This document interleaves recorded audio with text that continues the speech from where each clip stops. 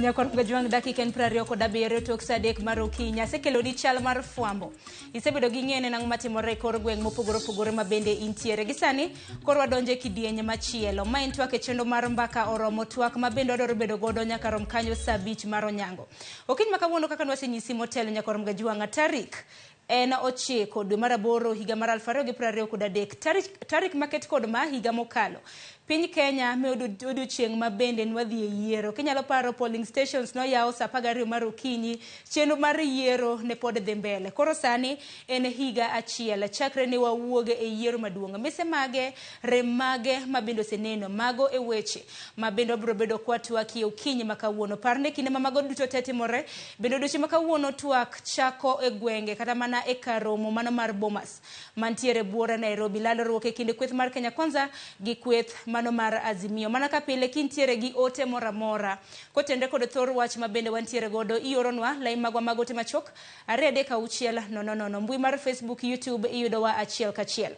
Itudri koda mbui maga fanpage mara e mbui mar Facebook iyuda @Sharon Ongao.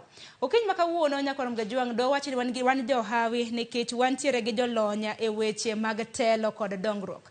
Okinyi makawuono antiere ka gi Daktari Achiel Sauke moken yango mare mar bire TV mar Ramogi. Daktari amusi ni misawa, inyalo mana muso jopiny. Erokamano muso nyaka Ramogi. Ino ni uchio maber. Kopogre kod Daktari Achiel Sauke nyakor gajuang bende antiere ka gi Tabitha Ogutu. Tabitha Ogutu bende en jalony weche mag telo kod dongruok. Tabitha, arwaki ni machiegni. Erokamano ahinya Sharon kuom gwelowa kendo miwa thuolo mondo waber gi twak mo gingre machal kama. Erokamano ahinya. Tabitha, achak mana kodi higa na achiel. Tok yiero maduong' ma pacho kaende mise dongruoge bende osechwala. Mana kanyalo mana penji chakre higa achiel mokalo. Bende paro ka gima pod wantiere weche motendre kod yiero? Apani pod wachal jok ma go siasa kendo chal mana kagima wik mabiro wadhi go kura podi nikech weche ma wawinjo kata ka jotendwa mano yudo loch e yiero mokalo kano yiergi kata bedo mana ni no ping kamano pod gidok mana kuom jopiny to weche magiwacho magin mana weche mag siasa ka kod kacha. Koro apani twagni wadhi wuoye e weche mane giwacho gi weche mosetimre kata kamano wan china ahinya kwang'iyo higa achiel bang' timo yiero kaponi pod wago mana siasa kod weche maonge mokel faida ne jopiny. Akani daktari, in bang' thuolo mano mar dweche 12 bende paro ka gima piny Kenya pod wantiere iluongo ni election mode koso nwase move on? Aparo ni pok ng'eni nitiere gima wanyalo wacho ni bang' post election tiega gima iluongo ni political stability. Kumiyudo ka koro political formations temo manyo kaka ginyalo yudore e sirikal gi kaka sirikal be nyalo stabilize itself. To magi be gik makoro pod ineno sani miyudo ka koro siasa pod liet. Kuonde te siasa pod liet e sirikal iyudo ka ji pod dwaro yudo kaka ginyalo stabilize. Joma nokodonjo sirikal be gimbe pod giywayo gitemo pul gi mon ging'iyane kaka ginyalo donjo sirikal. Koro magi gik ma pod miyo iyudo ka koro focus to politicians ing'eni magi determine agenda. Koro iyudo ka koro iyudo ka koro focus pod en more e siasa mopogore gi delivery. To wanyalo kana mana paro bang' yiero mano mar higa mokalo. Ing'eni koro wachal ka gima watimo ginero mong'ere gi dho ngere kaka recap. Gigo eko mabende osetimre chakre chieng' tarik 9 mar higa mano mar dwe mar 8 higa mokalo nyaka sani mabende kawuono chieng' tarik 9 mano mar dwe mar 8. Nikech bang' yiero mabende oganda ma pacho kae nowuok oko karomre margi. Bang' thuolo mar ndalo 7 nolanda jatend piny Kenya masade William Ruto kaka jatend piny. Bang' mano bang' thuolo buora bende noneno kanyo ka Azimio nodhi e doho mano mar dhi geng'o lendo mano mar ker ka bende ne giwacho ni ok oyiere e yo makare nyaka sani. Okenge makamago be mumeni pod wan ka ahinya kaluwore kod twak ma bende timore e kar jot kata mana kar romo mar Bomas okinyi makawuono. Tabitha, chakre na wayier nyaka sani nikech wang'eni ywaruok osebede e kind kweth mar Kenya Kwanza gi kweth mar Azimio nikech bang' yiero waneno ka Azimio nodhi e doho mano mar geng'o lendo mano mar jatend piny nyaka sani kata mana IBC commissioners noneno gik mano timore nyaka sani. Apa ni Sharon daher monda wach ni kaka nase wacho cha ni gik mwaneno kata gik mosetimre bang kura mokalo gin weche momako jopiny kendo gin weche ma okelo ywaruok ka kod kacha. Waneno kane Azimio mane gin achiel kuom parties mane nigi presidential candidate kane almost 22 million kata million maromo ji 22 nodhi bogo kura to kano seland jatelo masani wan godo kaka 22 million were the voters but the turnout nokochopo kanyo kano seland jatelo mwan go sani maen migosi William Ruto kaka jatelo mar piny owacho to ne gineno ni adiera ne nitiere weche manotudre gi achiel ariyo adek mane nyiso ni yiero ni no ken free and fair to katiba ma Kenya oyienwa ni mondo kapo ni okineno karatiro ni nitiere yiero to wan gi procedure koro ne wadhi Supreme Court. The Supreme Court no declare Ruto kaka the president mar Kenya. Kata nosechopo kamano to gimano watimo kaka kata jo Azimio notimo kaka jok ma or respect the constitution ne giwacho ni sawa okwabedhi further. Koro Supreme Court ose declare kamano to aparo ni ne sirkal ma koro nokao atamcha no wacho ni koro gin gi singo margi mar odiochienge 100.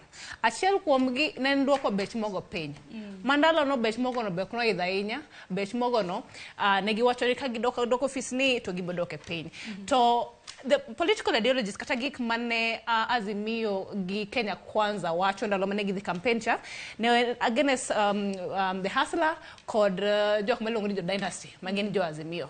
Koro hustlers ne then the deputy president William Ruto no wacho ni ne gi wacho wach mar bottom up. Bottom up no nyiso ni koro ka gidonje tel to gitimo nango gigolo the subsidy kata mano chiwe mogocha to giketo kata giketo gi support production gima waseno no kocha motimo kasani waneno ka nyocha ochiwo fertilizer but ingeni inyalo miyo farmers fertilizer lakini fertilizer okay gima require to produce at maximum. In fact sani wacho weche mag health and regaining fertility mag our lands so you realize ni kata seche kanogolo subsidy kama no to wacho ni obro increase production to bech mogo bodok piny nikech koro miyo ji fertilizer ngamano nyise ni gitene do fertilizer to ngamano nyise ni fertilizer as much as the requirement for production but how will it support koro wayudo kantiere inventions achiel ariyo adek kamacha mar ariyo aparo ni anyalo wacho ni waneno kano yiero cabinet mare to cabinet mano yiero ni no yiero jok manosire to kendo giluongo gi shareholders koro kaka shareholders ido nitie jok moko mabeno wacho ni kose yieri bedo jatend piny owacho to Kenya en democracy okochino ni koro ibo yiera jogo nikech joma moko koro gidongo ko mar sirkal koro yudo ni mano no kelo tulo ka gikacha nikech joma ko wacho ni koro mar sirkal madwaro functionary sani seneno kantiere tungni e weche mag nyocho wacho ni tiere some of these cabinets makata ko en ong'eyo tiji gimolo kata ka gini gitiyo nikech ang'o mano timo koro in 1 year already one and incompetency in terms of leadership moro mantiere cabinet katacha in this same year waneno kantiere change kagi kate weche mag education education as a whole ineno ka CBC ntiere kacha ntiere reforms kagi kacha ntiere tunguni kagi kacha in fact as parents kata nyithi school wakia ni education system ma Kenya chibo kanye because of those reforms but we hope in the near future but we need to fix a lot magudu chocho dwaro losa hinya kaluwore kata mne isema bende jatend piny osegoyo rem mabende osebedo kata mne kinde mosekalo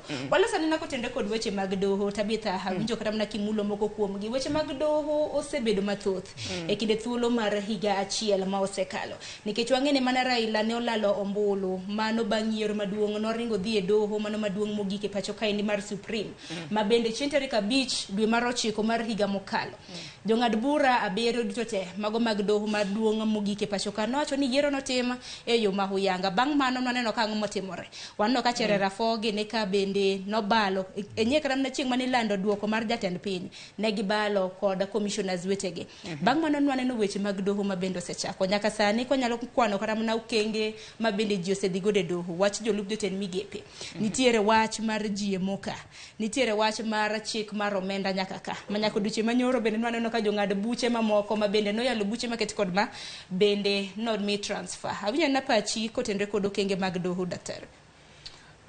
Anyalo wacho ni judiciary ma jowa luongo ni doho ingeni kanyalo pimo gi post election mopogo ma last 2017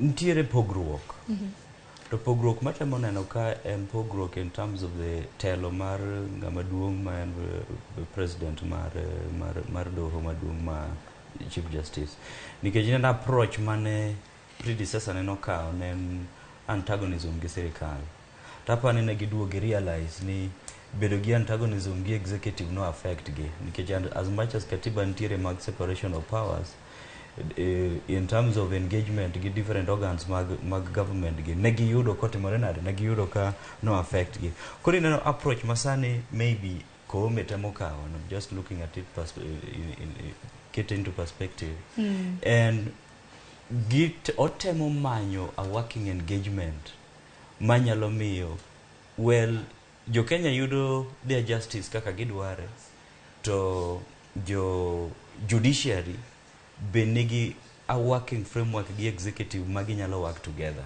to in the process of timoma ntiere compromises mawuok and some of the compromises gin moko makoro sana winjo naneno ka ondika kamoro kanyo ni jok mar anti sirikal doho jomotelo ndiro maduong ok dwargi dono neno ko dargi hata duche manyo dargi koro ingeni magi are institutional things ma could be informed by gik moko mawakia iwinjo they could be informed by gik moko mawakia maybe CJ otemo align ginene judiciary kata doho mond obed gi working mechanism gi executive but gibed antagonistic mago they might look gik moko ma ok nere maber e yo ma king'iyo kaka katiba dwaro in terms of separation of powers but in terms of institutional performance it might make sense. Anya kinde gi mabende jopiny pod ntiere gi to ni nango miyo ni macha kanotamore chik mar omenda mar mondo mi kochunge ten kamano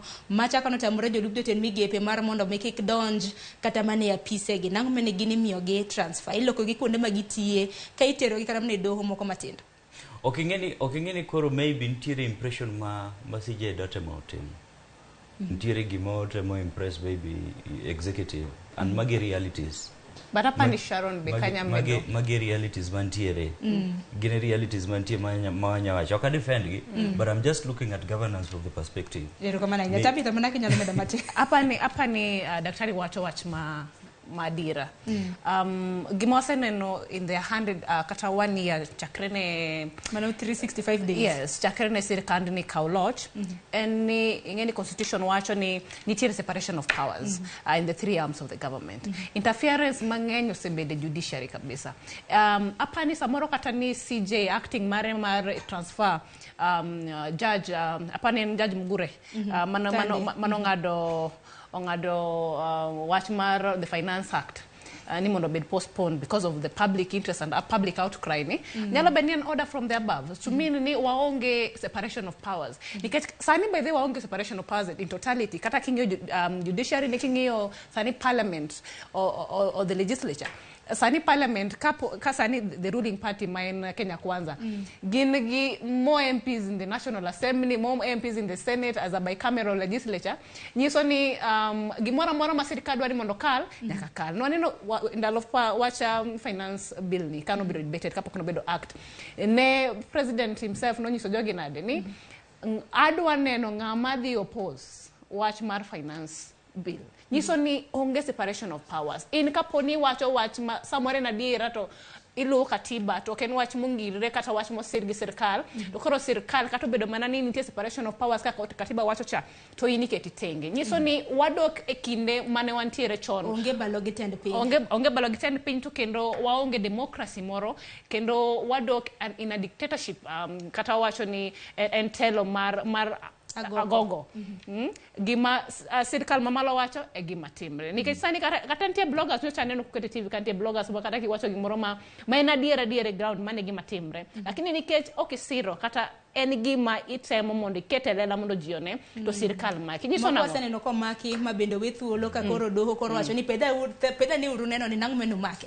To koro onge. Koro gitemo mondo giket gimoro ka kod kacha mondo kitim sirkal ineno kata nyoro na neno ka kome wacho ni inspector general ma police wacho ni nogol maiti osiptande ni mondo itere streets mondo neni police nego ji tena die ni police nego ji kata international media no neno bi nyalenda kata cha nentiere pictures manigolo ji nego to ji tho madhare kata cha these areas people were killed ji no neg ndalo maandamano magi jok mane yuago high cost of living bech mogo mane ginyiso 100 days ma pod sani meda idhoni magi gik no nyiso ji this street koro iyudo ni ma sirkal ma kaponi okiwach lugha margi to gini migoli oko ang'eni mathoso osebedo katimore kata mna jodito ma bende osebedo katayo sectors mopogore opogore pacho kaendi chakre kata mna kwang'iyo jolup jotend kata mana jotend migepe pacho kaendi wangi kata mana wariw nyaka governors jod bura MCAs duto te nikech gin duto te bende noyiergi mano chien tarik 9 dwe mar 8 mar higa mokalo duto te wadwaro bedo kwang'iyo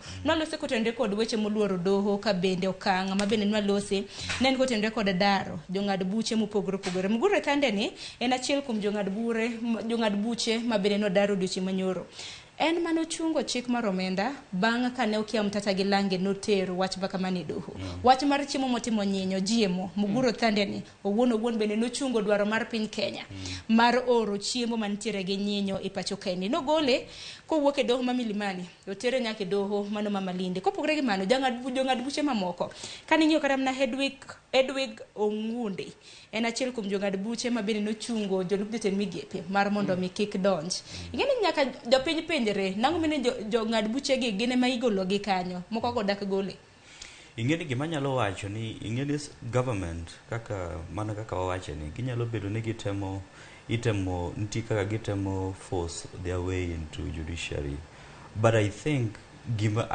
gima pod anyalo emphasize en ni sirikal nigi tools ma ginyalo trade go mondo giyud gima gidwaro but then irrespective pod kata mana judges gi kinyalo ng'iyo kaka Odunga ne tiyo Odunga ing'eni ni tere koni gi koni lakini kumitere no gima pod obro chung' ne nang'o pod adier to nyalo kawo however long manyalo kawo to pod nikech ing'eni ji ing'eni nitie ga the court of law and the court of public opinion iwinjo koro the system mar the court of law might not like you nikech the ruling miwacho but the court of public opinion bro bedo kuomi kata mana jogi kuonde motergi no ka gi stand on the truth to kuonde ma pod ji bro luwogi ka case moro wuok ka tiwinjo mani kata tere mana Moyale kuonde miyudo nang'o nikech case nyalo bedo ka Nairobi ka adhi lounge case kure mana kuma ng'ano nitie koro gima wanyalo wacho ni irrespective kata gigi timore stand for the truth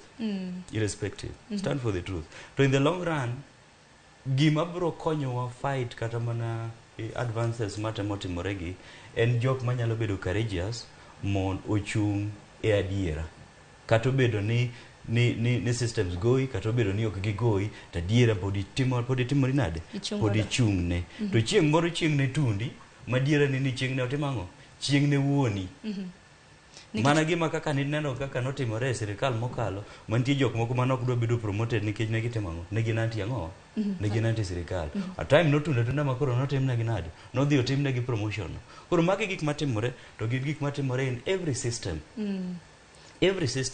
ibro expect that kind of thing nikech gimomiyo waloso kata mane okang' makamano bang' chamo mo jatend piny Kenya bende nowacho ni bad migepe duto mag sirikal nego bed ni chung' kar kendegi nego bed ni gin independent lakini Tabitha kaka jalony weche mag telo dilose ang'o kotende koda independency ahinya mag bad migepe mopogore mag sirikal nyaka chop sani apani Sharon penjo maber to mae penjo makata jo Kenya mamoko bende osebedo ka penjo to hapa ni duoko be gin godo nikech gineno ing'eni magi ok mbaka mbaka romo lakini kata ogo mbaka kamano lakini magi gik manenre lela waneno katimre waneno kaka teko mar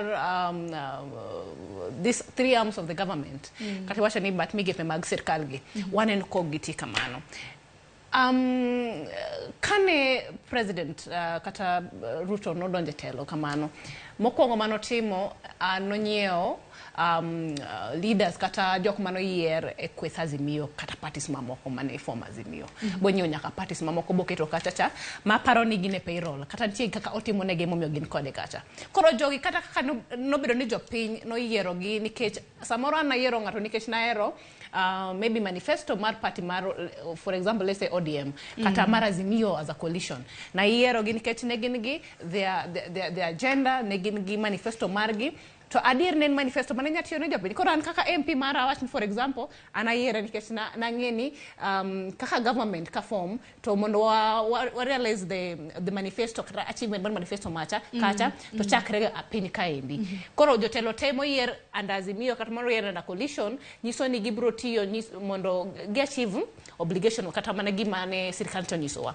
Koro kane osekawo jogi kamacha nikech nong'eyo ni for him to win kata mondo bed gi upper hand bill for example bill manodwa pass mar finance act ni kata finance manodwa pass ni ne nyaka to nobed gi numbers. Koro nonyiewo joka e Senate onyiewo joka e National Assembly. Nyiso ni Kenyan sani wan mana gi puppets. We don't have a free legislature. Nikech jogi gitimo ng'ono gimonyisgi to obire lela bo wach kamano. Koro kaka war gi sirkal mas shareholding ni nyiso ni shareholders kende mokwongo ema yudo benefit. Mar ariyo kata sani watch mar IEBC as much as this sani okodo kata question Chebukati. IEBC is a free body under the constitution. To Chebukati nyoto mitelo ene jatend is it KRA? She's acting I don't know if KRA CRA. Yeah, of CRA I mean sorry. Allocation. Ido nyisani jokenya mo odak awach ni village moro oranga kachacha. Eno neno mano Chebukati nolando duoko. Aso Mamar Mary Chebukati ni to benda gini watch siasa nyalo donjo kata mana in a layman's way of thinking. Pono ni ani gi lony mare. Koro nikech nen mana chi Chebukati cha. Koro enok mi okawacho ni an in fact by the way kaka ng'ama miyo asiro ni mine mondo mi tije kata telo kolingana koda ng'ono qualification margi qualify timie lakini ana woye aina dona akel pach kaka jakenya manomol Kenyan dana moro e gwen kayata en ko no ka Chebukati oyier telo maduong' machalo kamano eno paro nade ni karadiera kata ni glony karadiera chal mane ni Chebukati no chiwo gini nono nikech en mokwongo owinjo jatende mano yiero modhi gone gore Raila Amolo Odinga Raila no sewacho ni Chebukati no timo nang'o iwinjo adani maka gi kanyo nikech Tabitha igina da bedo kode kini thuolo mar awacho ni sa achiel mabiro Churchill ang'eni da wuok ka sa 4 wadong mana gi matin e dakika 10 imbe da winje pachi nikech ang'eni weche thoth okong mondo kata na IBC molose wang'e nyaka sani onge kata na commissioner se ya IBC kanyo bende walose kata na kotende kod wach moro mabende ni wacho motelo nikech wang'eni doho nitiere gi bad migepe kata na bad doho bende ng'eny nitiere moro mong'ere gi dhongere kaka court of public opinion. Bang' lendo mano mar jatend piny Raila nowuok oko e lela ka bende wacho ni ok oyie gi duoko mar jatend piny bende wacho kata ni ok recognize presidency nyaka sani ng'eni mathoth osetimore noluonga ng'anyo akene men okang' mane mar ng'anyo mabende nitiere mabende koro kelo nyaka twak mano mar ariyo makoro landruok bende dhi chako odiochieng' ma kawuono e gwenge mag Bomas e kind thuolo mar dakika 10 ni in ma wiya mar mondo mi dong Tabitha pod an kodika ingeni anyalo wacho ni kaka nikech be wawuoyo gi jowa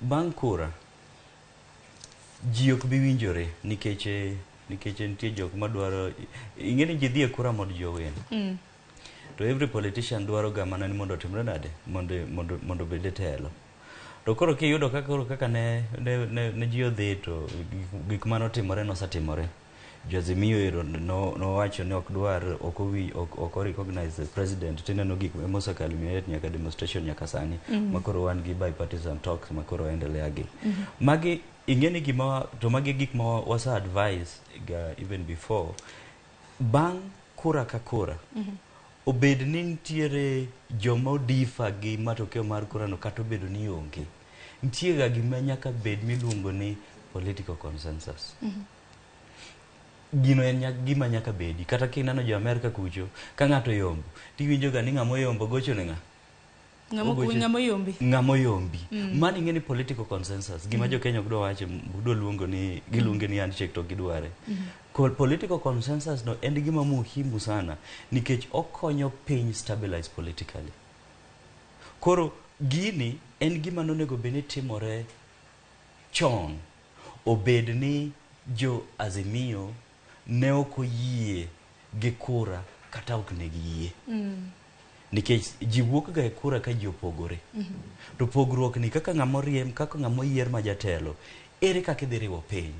Nyaka itim political consensus. Ok ochuno ni nyaka obed e TV gima ji neno. Be mano bende oseneno adier, nikech bende wang'e ni e gwenge mag Kadwadh Nam Chumbi kata jatend piny Kenya notimo limbe, bende wachne nitiere noromo koda mano ugai mar Azimio Raila Odinga kod mana en jatend piny mano mar Nigeria Obasanjo. Ok ing'e ni mano kore process. Mano kore is part of the process. Nikech ing'e ni political consensus ni okawo yo mopogore opogore, kata mana wawacho ni different dimensions e pinje mopogore opogore. E Kenya ka wabro luonge ni handshake, America gibro luonge ni a call from the president elect, gik kamago. Chon ni yudo ka koro opposition gi ng'amo yierno gidhi romo kamoro to giwinjore kanyo to gino rumo mana kanyo, we kamera makawe onge. Koro gik matimore sani gin gik manonego beni osatimore.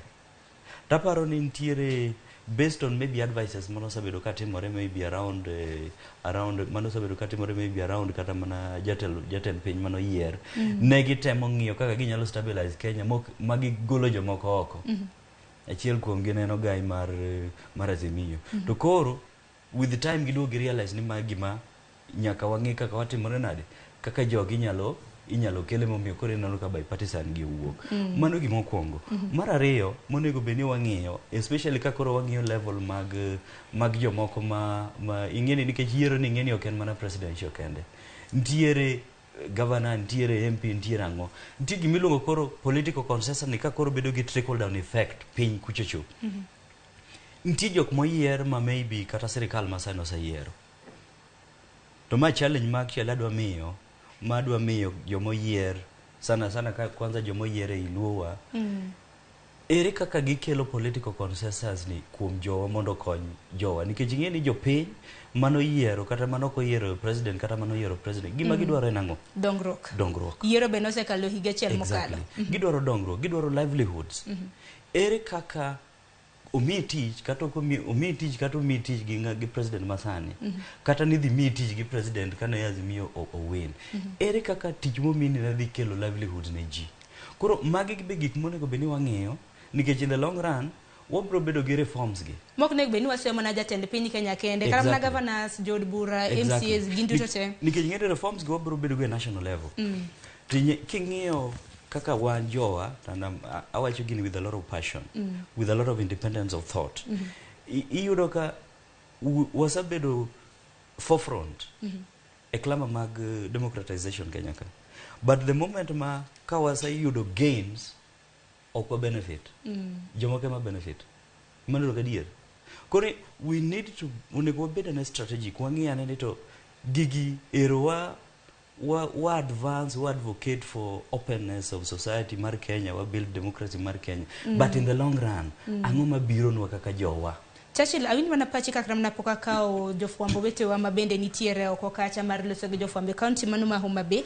Anya na pachi kaluwore kod twak mar odiochieng' ma kawuono. Ang'e ni mokwongo nosetore, sani koro odiochieng' ma kawuono twak chakore. Azimio bende nowacho ni twak ma kama nego bed ni rumo bang' thuolo mano mar ndalo 30. Kweth ka kweth nitiere gi gik ma gidwa ni gilose ma bende ok giwinjore ni gilose wiang'.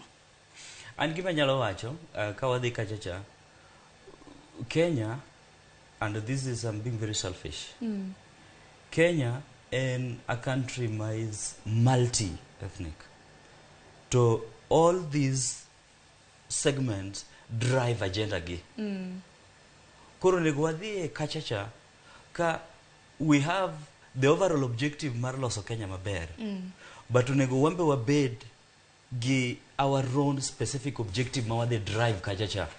By the end of it all, ang'o ma wadhi yudo. Mago duto te wabiro bedo kwa losa ahinya ang'eni wadhi bedo gi Tabitha e okang' mar ariyo. Kweth mar Kenya Kwanza dwaro margi bende gene dwaro ma bende chiegni gi jopiny. King'iyo kweth mar Azimio dwaro margi kaluwore kod pek mar ngima gi mamoko. Wabiro bedo kwa twake. Watudre gi Elabich abiaduoga winj okang' mogik kata mana ote mintiere godo ne jopiny. Nyaka rom ga jwang' mana kaka kinde ka kinde chenro mar mbaka oromo wajatudre gi jofwambo magwa e counties mopogore opogore mar mondo mi japiny in min kacha bende ichiwe pachi kaluwore gi thor wach mwantiere godo. Gisani achiel kachiel nyaka e county mano ma Homa Bay. Adhi tudra gi nyawadwa Ali Abich. Abich kiwinja amosi ni misawa county ma Homa Bay ochiwo nado kiny ma kawuono jopiny wachango higa achiel tok yiero ahinya ahinya kaluwore gi chenro ma bende waloso kiny ma kawuono. Sharon oyawra ahinya kendo wachiwo makare county ma Homa Bay kandi wabago twak kod moko kuom jodak e county ma Homa Bay kandi kaluwore kod twak mwadhigo nyime mbaka oromo e Ramogi TV okinyi ma kawuono ka odiochieng' ma kawuono tarik 9 dwe mar 8 en higa achiel nyaka ne piny Kenya yiero maduong' manobagi tarik 9 dwe mar 8 higa mar 2022 ka odiochieng' ma kawuono en higa achiel nyaka yiero maduong' time pacho kaendi. Wadwa go mbaka kod jopiny kaendi wang'eni to gin ang'o ma ginyalo wacho higa achiel nyaka ne yiero time pacho kaendi. To bende Sharon waseneno ka riwruok mar Azimio la Umoja osebedo ka sundo mondo tim lokruok e duol ma ochune bago yiero e pacho kandi IBC kendo en achiel kuom gigo eko ma dhi bedo e mesa twak ma sani koro chakore odiochieng' ma kawuono Bomas of Kenya kinde kweth makwedo ma sirikal mano Azimio la Umoja kod kweth mar Kenya Kwanza kaluwore kod gigo eko ma Azimio dwaro mondo time lokruok malaria baduol mochune bago yiero pacho kaendi mondo ng'ur mosebedo ka ineno higa ka bang' higni 5 ka higni 5 mobago yiero pacho kaendi odog chien. Achiel kachiel an ka kod achiel kuom jodak ma Homa Bay kaendi ibiro chako gi nyingi tinyiswa ni en tarik 9 dwe mar 8 piny Kenya nodhi oyiero higa mokalo. Ang'o minyalo wacho ni osetimore e piny Kenya higa achiel tok yiero maduong' manobagi higa mokalo? Erokamano Ali, gi nyinga iluonga Fredrick Ochieng' Odhiambo, an jadak ma Homa Bay. Kwawuoyo higa achiel tok yiero ma higa mokalo, anyalo wacho ni mar county government osebedo maber ma Homa Bay, to kadhi e national government so far pok aneno ka national government omiyowa gik mane gichikone gidhi miyo jopiny. Mar ariyo, national government osebedo mana kanyanyasa raia mane giwacho ma hustlers mane giwacho ne gidhi konyo. So national government pok otimo gik mane gichiko jopiny ne gidhi timo mano miyo gone gi ombulu.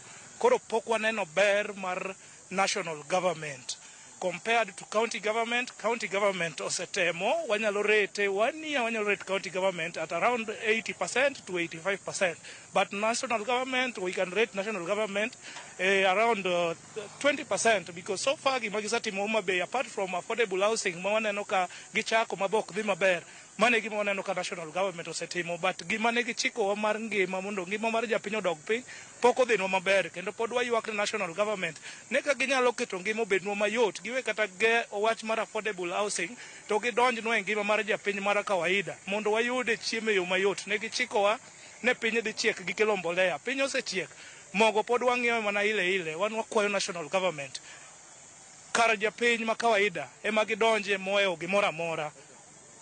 Fred, mopore kod wach ngima miwacho ni osebedo ka ni malo kendo chenro mag dongruok mikoni pok sirikal mar Kenya Kwanza okelo nyato e county kaendi, waneno ka achiel kuom gigo eko manie mesa ma twak dhi chakore odiochieng' ma kawuono en timo keto lokruok e duol ma ochune bago yiero IBC e pacho kaendi. Kaka in japenj, waneno ka dwaro nitie mondo tim lokruok e duol mar IBC, to gin kit lokruok mage ma digombe ni tim mondo e kinde mibago yiero ng'ur kik bed kaka osebedo ka bedo e piny Kenya kaendi tok higni 5 ka higni 5?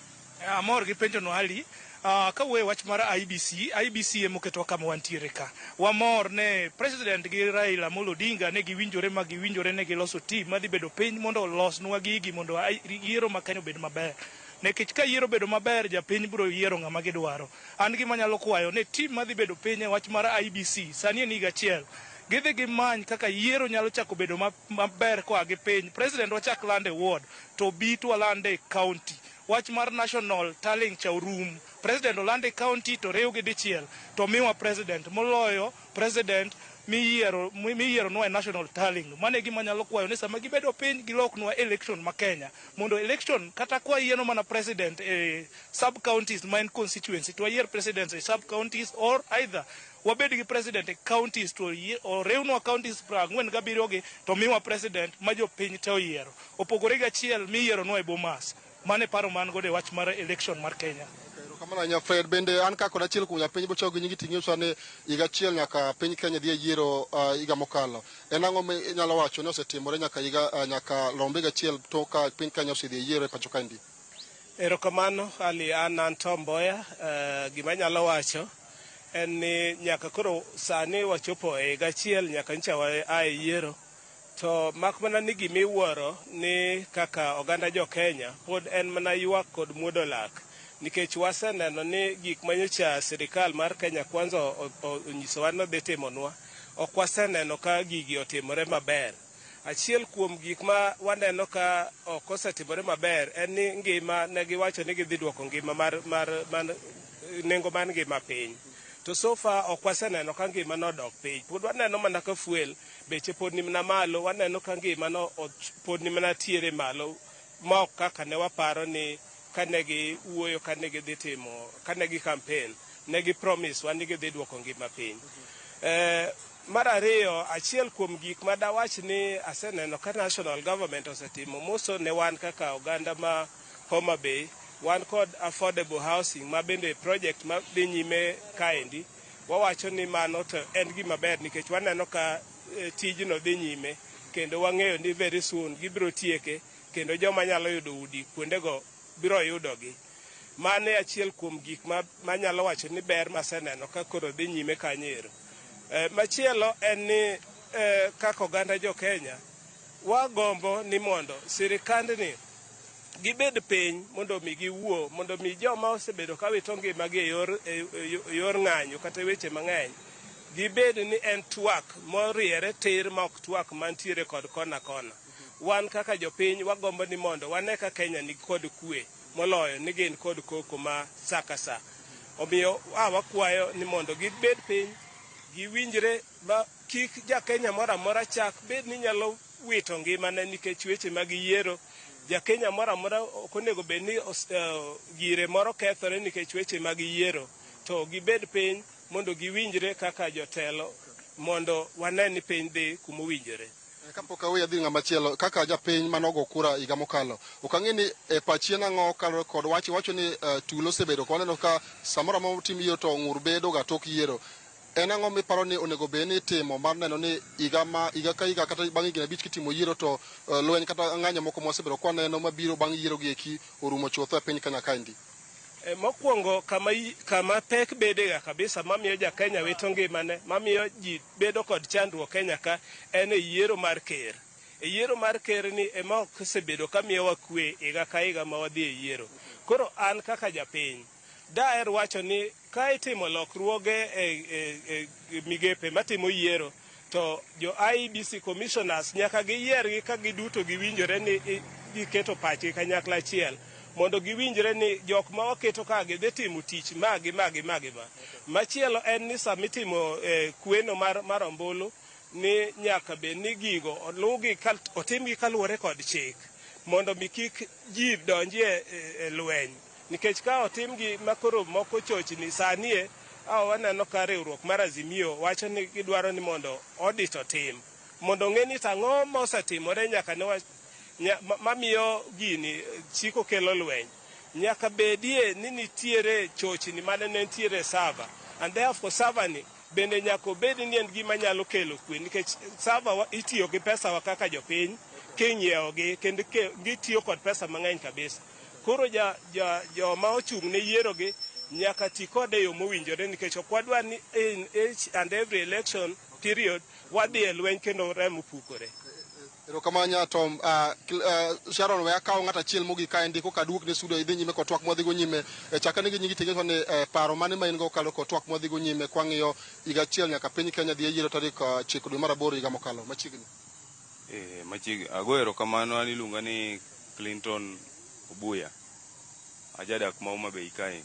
Higa achiel ma Ruto sebedo go e telo ni onge gima waseneno minyalo kwan, nikech kata affordable housing ema bitne wanyalo wacho, to affordable housing kende ok ndik kata ji mokadho 20 Homa Bay ka.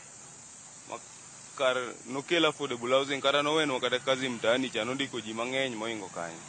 Koro waneno ni onge gima generally onge gima president gi sirikande nosekelo. En ni wanyaka kata koponi ndiko ji tije nyalo bedo maendeleo, to mage gik monyalo wacho ni samoro ero setimo gigo nikech tije mosendike ji jo oseduoko lwedo ne jok mane omiye osire. Mage gik monyalo neno kaka kendo gik monyalo kwano ni osetime sirikande ni. Onge gima waneno maendeleo moro amora mani Homabay ka onge. En mana ni ka vijende otieko skul ikawo apiko loan idhi iriembo. Mae kampuni kende ma wan godo Homabay kae. Generally kata Kenya sani king'iyo to ji ywaka moro amora kata mana kuonde ma ji supporte kaka Meru gini ka gi supporte mana ni jotendgi no mitelo moko madongo lakini jopiny kaka wan gi to ji ywaka te. Aman kane aneno pacha maber aneno ni jatendwa ma en Raila Amolo Odinga wane wanajeshi ne. Akwaye ni koyie to oweya piny ndiko kochamo wasetemo yigi gi ng'anyo ni to jogi nego wanega wane magimo wagi lweny ni. Kora kwaye ni koyie to weya kik jogi kaw ngima watiek wanono ombuche pod odok mana piny ka. Oweya weche ng'anyo gi los kwe makende makoponi kwe no chako tamore. To embo we ji hinyore te nyaka polise mineno nego wagi.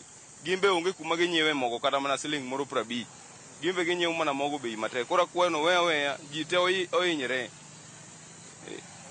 Kapok awedhe waneno ka twak e kind sirikal kod Azimio la Umoja chakore kawuono Bomas of Kenya kendo nitie gik moko madongo ma gidhi wuoyo achiel kuom gi keto lokruok e dul mar IBC mondo tungni mosebed ka ineno bang' yiero ka bang' yiero rumo ka ng'eni kaka japiny jagombulo Homabay kaendi ang'o digombe ni kotim e dul mar IBC to koko mosebedo tok higni 5 kitimo yiero orume Kenya ka.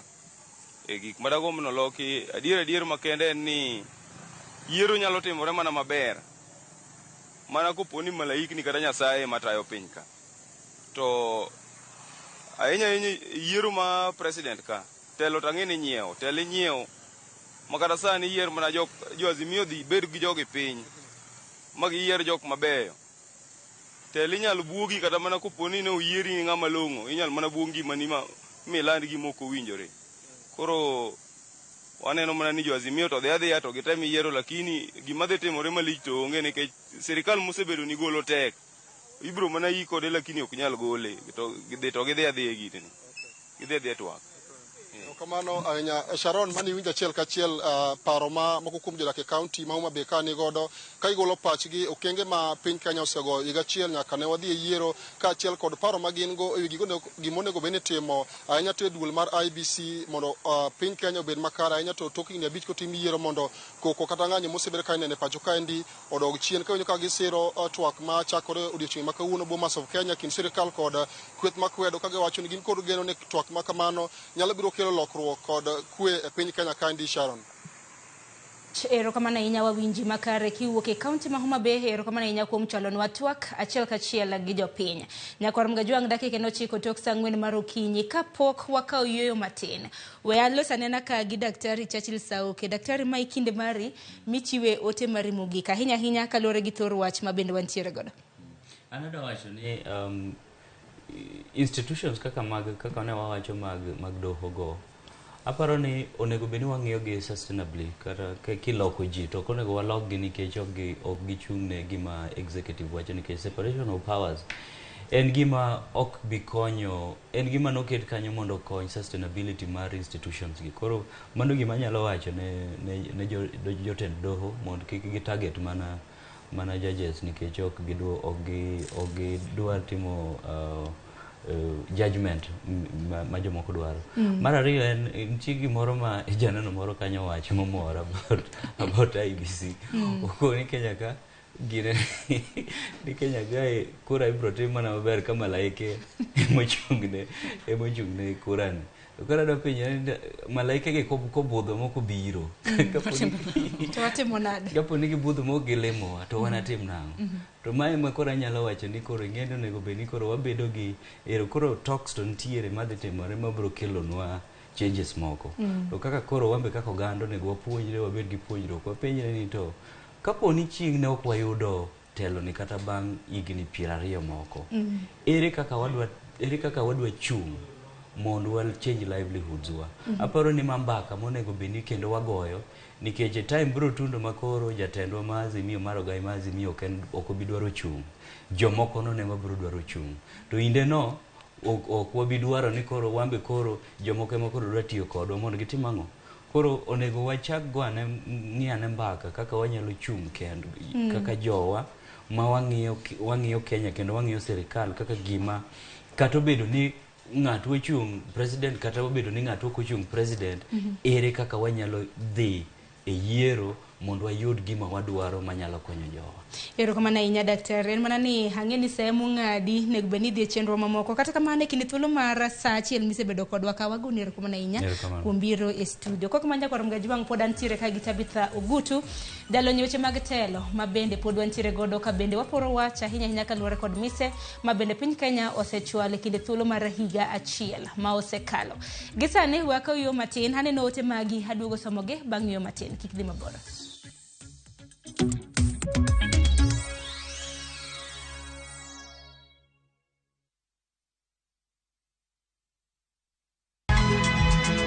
Nyakwa Ramogi. Wachaka ni weche matimore sa. Gige dongruok en gigo eko ma en hakini, ok en gime miyo gi mich. Buch jopiny. Adier gima dhi mbele sani, Trevor dhano kech nego. Alo, ber ahinya udhi nade? Wadhi maber Musa, pinjani penjo mibni godo no mar senator. Tich adek ka tich adek, tudri gi jalendo Trevor Ombija janding opanga jo nyakach dendo nombija taya nyakwar guok kocha pesa. Sadek otieno, mana Ramogi TV. Kik bai. Welcome to Shabikila. Play Shabiki Virtuals on Shabiki.com for a chance to win huge cash prizes from low stakes. Jisetie a stake na how much you want to win. Kuna penalty shootouts, defender and so many virtuals only on Shabiki.com. Shabikiland, the easiest virtuals in gaming. Not for persons under the age of 18. Betting can be addictive. Play responsibly. Shabiki.com is authorized and regulated by the BCLB license number 416. Shabiki.com.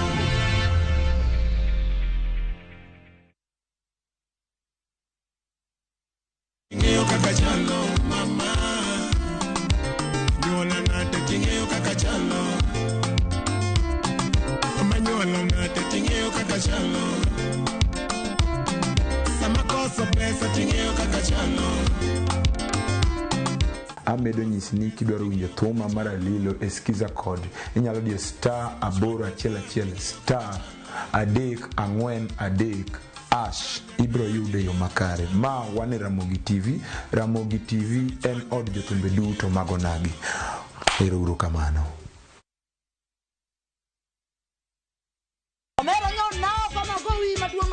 Ka nyiero kod mor dhi nyime, inde mbone nadwa bedo lawyer. Ka koro piende mininde ok inyaban. Weche mopondo be medo ng'eyore. Musheni dwa participation ni winjo. Pesa na mise cham. Oingo yie nyaka garus combine. To kwe kethore kind ji. Bona wewe wanamgwenya sisi. Onjaore. Ma town to ng'ato ka ng'ato temo mana tony. Yani mtaani sani ji tema pek. Dinga dala. Nyar kochia. Tich abich ka tich abich, sa achiel gi dakika 45 otieno.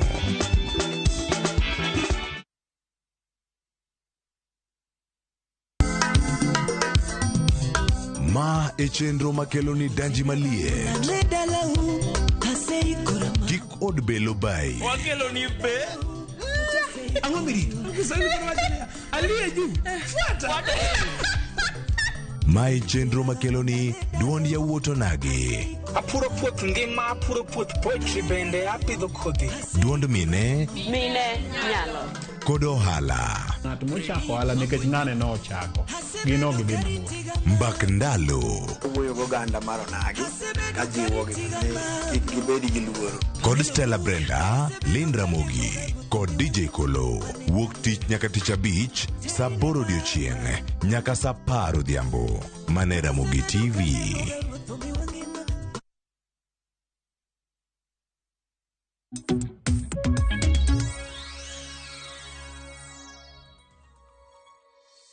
Nyakorom gajwang' aneno ka sa ringo mapiyo matamre gi nono. Dakika na 15 tok sa 4 mar okinyi. Machiegni okang' mar 2 Wadhi nyime gi twak e chenro mar mbaka oromo kiny ma kawuono waloso kotende kod mise mabende piny Kenya osechwalo higa achiel tok yiero maduong' ma pacho ka mabende kaparo ni notim chien tarik 9 dwe mar 8 mar higa mokalo odiechieng' maket kod mano mar higa mokalo. Nyaka sani osebedo kwa lose kotende kod mise mopogore opogore.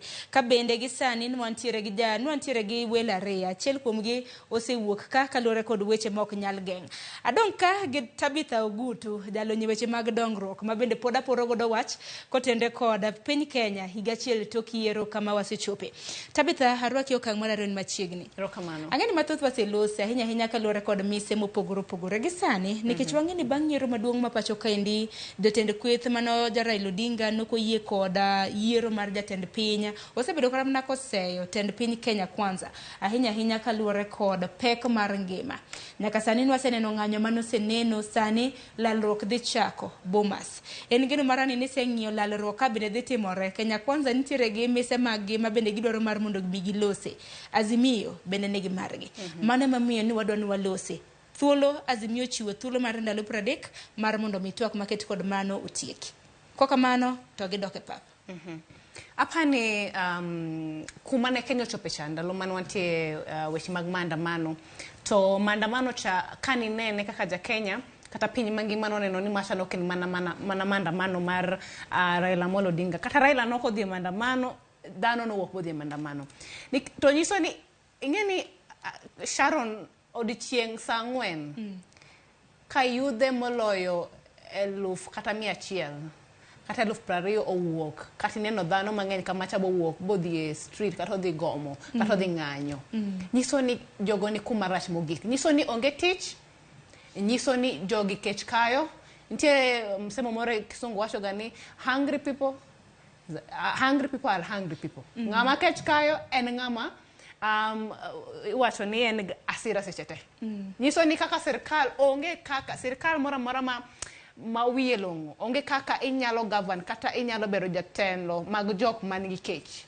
mago jok ma igi wanga kodi sate emomiyo kaponi jatend piny owacho dwani mondo sirkandni odhi mbele kata Kenya mondo odhi mbele jo Kenya winje nyaka to koro okonya igi komiyo weche mag chiemo kata weche manyalo konyo jopiny odok piny employment kata bodo no dok piny koro sani kipenja weche ndalo maandamano no ne baba ne emane ring leader nikech ne nyaka to no wabedi ng'ama nyiso wayo japiny mora nok nyala wuok to chako gicha koro kaka no chake cha jopiny no wacho na diera gik miwacho gik manenti apart from other things of course to ma nomiyo wabed gi the first bipartisan talk mane koro ne giwinja ni wabed piny mondo wago mbaka mondo waneni weche ma nyocha ukelo kata weche momiyo jidhi maandamano ginyalo los nade kaka sirkal bi adier sirkal ni no neno nyaka ka jatend piny owacho longo Raila ni my brother wacho ni koro ma owadgi kaka owete wewe mondo wawuo wane kaka wanyalo gero Kenya kumora achiel kala ni mana wach mar en mana wach ma nikech wang'ene na kapok lalruok makamagi mano lalruok mokwongo kweth mar Azimio nyalo paro lalruok margi mokwongo notel kanyo gi senior council mano tiende amulo kapok lalruok makamagi noneno wang'ene na kit ng'anyo mabende nobede nikech ng'anyo makamano noluongi dwe mar 3 gi kweth mar Azimio to ne gi ng'anyo nang'o nyalo paro kana mana ka Raila Odinga nyiso johera mage mondo wuog oko ka romre margi gi ng'any ka gidhi kar jot mar jatend piny nikech ok giyie kod telo mare kuongo moni kaka nodonji apis bang' man waseng'eyo kaka ng'anyo makamano osebedo ka neno nikech kada mne ng'anyo mogik mabende koro noneno mabende yawa nolalo ngimagi ne en ng'anyo mabende koro giywak kaluwore kod pek mar ngima koro wach jatelo mabende kaka nodonjo kar jot mar ten piny nok lose mane mwalose bende gibe partisan monotore sani lalruok mabende dhi chako kawuono apani kana ntiere achiel kuom twak matimo Ramogi kaendi ne wawe wachni to ne wawacho ni weche mag high cost of living kata ngima moidho mar jopiny gi weche mag composition kata loso mar commission mar IEBC kata commission matayiero Kenya kaendi kod wach mar ng'iyo server kata ni mondo wang'e adiera kaka wan jok manogo kura ne Azimio kata jok manogo kura ne Kenya kwanza ni ng'awa manoloyo adier mondo server mondo yaw nikech ni wacho ni kaponi jatelo ni emano kata Ruto kata president sani emano yombe weche mag yiero. Ere gimomiyo server ok yaw. Koro weche gi kod mamoko emano miyo koro ji nodhi gomo kata nodhi mandamano mandamano wan koro. To king'iyo matut jogi ne gin jok ma ne ogoyo ne jatend coalition mar Azimio kura. To magi jok mane kanose higa mokalo sama chal kama kanose lan kata weche mag yiero ni timo to gini no omako dho chunygi. Kendo jokenya mang'eny ne uzuni kata nokwako piny. Koro ne gidwaro gibende ni adiera, gidwa ng'e adiera. Koro nitie jok manodhi ne gidwa ng'e adiera to kata kamano ne waseyie kara ni yiero ine ker mar piny. To ere gimomiyo kara ni nyisowa kose bech mogo ni duoke piny ne kata bech ngima ni duoko piny mana ne jok manogo ne kura. Nikech wach mogo no bende kata jatend piny Kenya nodonjo. Niwacho ni noyudo empty coffers sani higa achiel ma osekalo. Pod agulu ni pod iseyo mana tend sirikal mokalo. To coffers manoyudo ma empty ni Sharon gidhiga bayo mag pinje mamoko gidhiga ng'ono. Empty coffers mane giyudo gi. And Thanksgiving ma odhiga makao over 10 million kodhi Thanksgiving achiel county ka county ni. Enitimega nade. And empty coffers manoyudo pesa mano onyiogo MPs kata jotelo mag coalition mamoko gi nogol kanye. Erokamano ahinya. Tabitha makama kaparo gi kanyo nikech mano bende wach ma bende odwaro mar mondo mi walose nikech jatend piny mano William Ruto ne wacho ni mana odonje telo noyudo ka pek mar ngima na nitiere sani en thuolo mar higa achiel. Chakre ne odonje telo. Ang'eni nochamo muma mano chintere ka 15 mana ni sani dong koro bang' yiero. Wach mana ni higa achiel. Pod pek mar ngima pod ywako mana empty coffers. Osuru mwachoko osebedo kadhi kanyo itiyo kode yo machalo nade. Mane wach ma bende duogo twake. Koko manya kwa Ramgejwang. Adhena achiel kachiel nyaka county ma Kisii wantiere gi nyawadwa kanyo Crispin Otieno. Crispin kiwinja hamusi ni misawa county ma Kisii ochio nade. Jopiny giwacho ang'o kotenre kode higa achiel tok yiero. Thor wach ma bende wantiere go e studio gi sane. Oyore nya Sharon mana kiwacho antiere e bobo ma Kisii kama antiere ni antiere kamilo goni daraja mbili apaya mawuok Kisii kochimo Migori momiyo dani mondo los kod jopiny jogo mantiere kama wantiere ni mondo giler wane ni higa achiel nyaka ne yier kata sirikal masani donje telo ang'o ma uneno kosebedo be ineno ka nitie lokruok ahinya kaka un kaka jopiny ang'o ma uneno ni onego time yo makare to ang'o ma bende pok obedo yo makare kaka nyichu paro. Ma en godo nodhiambo kani daraja mbili maisha osebedo matek kopogore gi kaka igni mamoko naseneno kata presidents mamoko nosekadho. Maisha tek onge gima wawinjo maber kata sekend achiel. Koro wan wakwayo mana ni jogi mondo wuo e yo moro maber mondo mi giket maisha obed maber.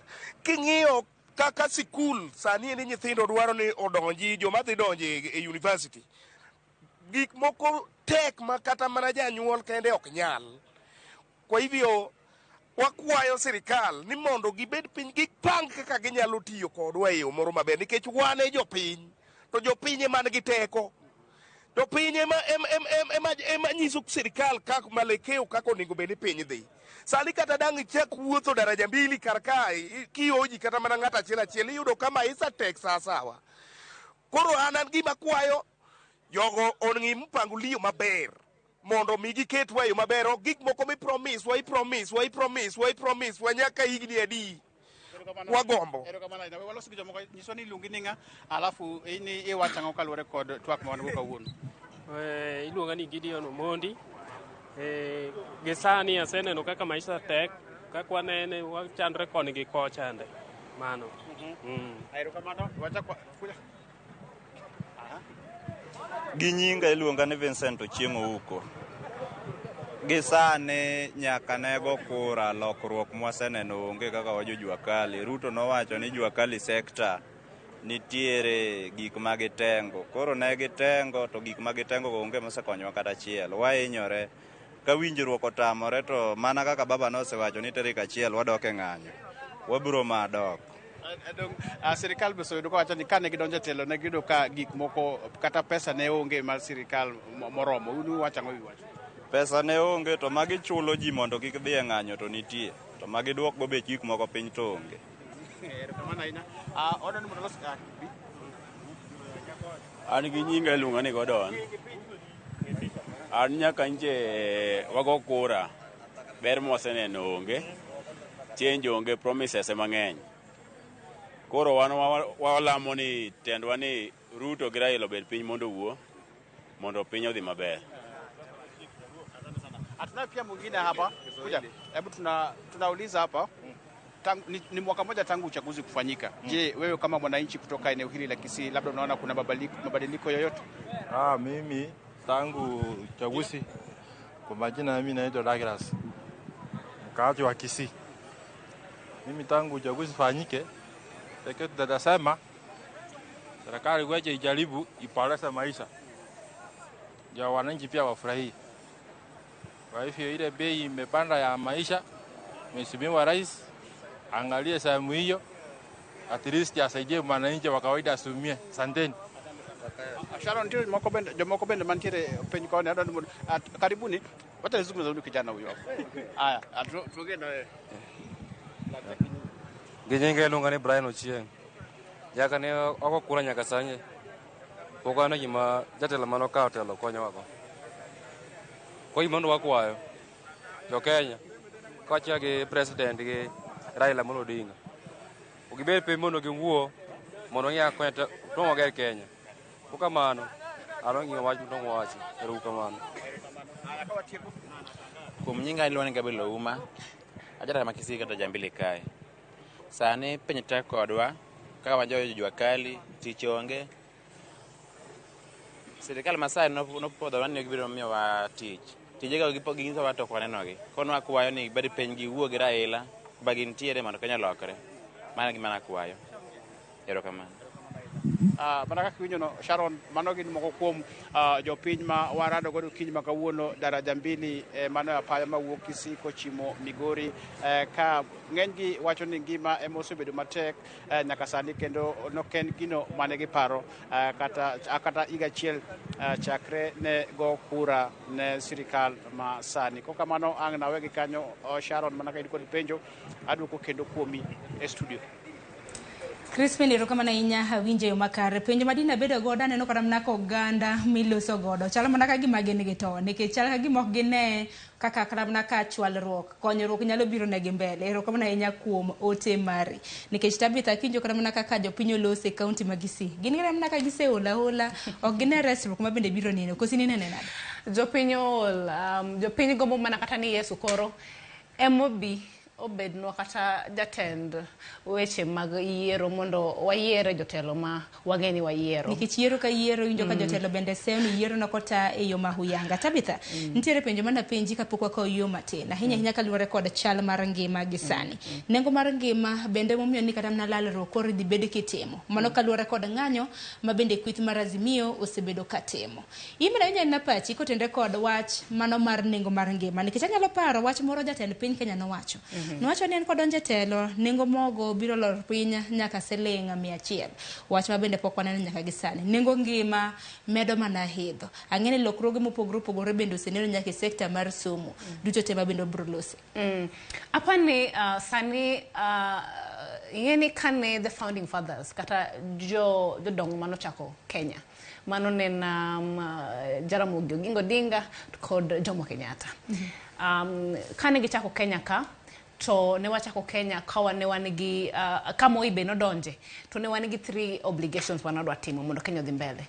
Ne wa fight poverty, ne wa fight ilungo ni in poverty, ne wa fight tribalism, asto be ne wa fight gima kata koro inyalo wacho ni entiere gisungu dolo nyalo wacho ni ji koso ng'eyo. Nyiso ni or wanted education mondo bedie. Koro gik moko adek mane kata Moi ne temo push gi nomiyo koro education kata for example in Kenya kai no bedo kiwango moro mane wananchi ne nyalo afford kendo nyithi Kenya kan nyadhi e school. No wayiro ndalo ne no introduce gik moko kaka the Moi milk cha mano miyo nyithindo dhi school anya nikech kidhi school tima imadho chak. Kane Kibaki obiro ne wan gi free primary education to kane uru benitie no neno ka nitie advancements mano miyo education at least no bede yo moro mane nyalo bedo affordable to the parents. Bende nwayudo ni kata mane ntiere no kane high school kata secondary schools gi omedo wach mar school fee to ne nikech jonyuol ne winjo pek mar ngima ne sirkal dhi kacha to wacho ni mondo nyithindo to yud nafas masomo kata mondo jonyuol ochul school fee to nyaka to ni wang'i ni mondo kik jotend skunde med school fee kata mondo pesa dhi malo. Sani sharoda nyisi ni tero nyathi university Kenya ka dhi bedo ka luxury. To okonego bed kamano. It's a basic need. Education and basic need kata constitution kata. Kinyoro nyathi nyaka itere nyathi school nyaka nyathi chiem. Koro the moment makoro sirkal oseng'ao education mar Kenya kaindi. Are we fighting ignorance as a negin ignorance poverty to kod weche mamoko? Are we fighting ignorance or are we going back to those days manager Kenya nok nyadhi school nikech weche mag somo ne tek kata ne gikia value mar somo. Nyiso ni as a government kata as a president ma omedo bech somo bedo matek kama kata TVETs ne wawuok kodi kata wacho ni kata nitie courses ma nyithindo ko pick nikech koro nango a pick course ni nengo ni malo okadho to kanyal timo sani kata mano omenda michiwo mar konyruok ne jopuonjre moko mani luonga ni help ngene sani koro dhi chiwe rang'iny 4 ne nyithindo modak e chan to kake dhi yiergi aparo ni sirkal mong'e wakia so what are we doing to our students nyithindo gi gine nyithindo mabende every year we are churning a big number wagolo nyithindo mang'eny university mokse graduate to sani 100 kata 1 year later 365 days gima sani president wacho ni odoro ni mondo wagera affordable housing engineer affordable housing wagera for 5 years to kapo ni for example affordable housing aneno moko gero ngara kata moko bende oyango dicho oyango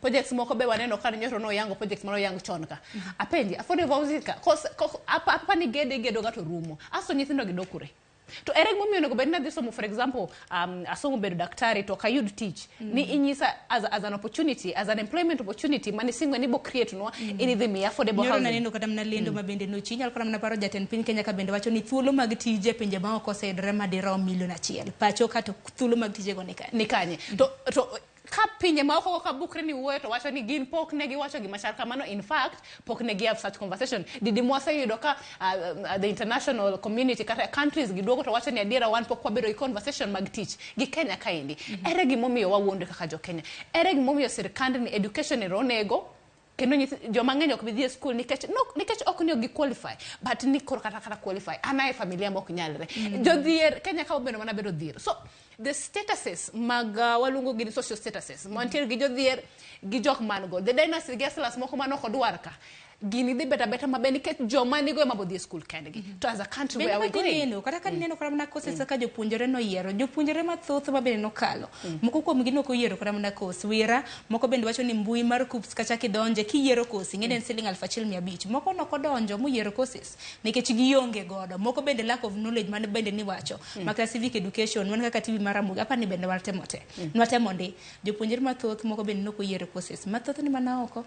What has happened to even the government scholarships mane gimiyo ga nyithindo mokalo? What is the motivation to go to school honestly? Nikech apa ni ndalo mana ni high school cha nosomo matek kwange ni ka yudo grade pass moro ma sirkal no wacho ni obo miyo wa scholarship to subsidize our education sani in ja parallel gi ngama ben no kalo gi pass grade no onge difference. So as a country unless we review some of these things wadi bedo marach mbeleka education cannot be very expensive like that. Education should be affordable because also onego beni wa live the dreams of our forefathers money Kenya we are fighting ignorance igolo kodangono igolo kod somo onge kaka okwanyal bedo gi onge piny mara piny ni my education will be as high as Kenya. Angeni lokroge mathoth no tema moko kuom gi nyaka rom ga jwangi ngini bende chakre sa achiel mar otieno nyaka rom kanyo sa 3 mar otieno diche makawuone TV mar Ramogi Citizen Inoro kanyakla kod nyaka londo magwa mag Royal Media Services diche makawuono biro bedo ka poro wach kaluore kod lokroge mag somo angeni lokroge ng'eny